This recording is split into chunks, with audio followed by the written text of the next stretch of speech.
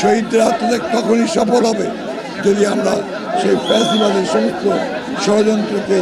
রুখে দিয়ে সত্যিকার অর্থেই বাংলাদেশকে একটা স্বাধীন মুক্ত রাষ্ট্রে পরিণত করতে পারি এবং এখানে গণতন্ত্রকে পুনঃপ্রতিষ্ঠা করতে পারি, মানুষের অধিকারকে পুনঃপ্রতিষ্ঠা করতে পারি, তাহলেই হবে তাদের এই ত্যাগে সফল। আমি জনগণকে আহ্বান জানাবো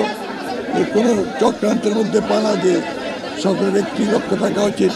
এই ইন্টারিম গভর্নমেন্ট অন্তর্বর্তীকালীন সরকারকে সহযোগিতা করে একটি নির্বাচনের দিকে যাওয়ার ব্যাপারে আমরা সবাই একসাথে কাজ করব।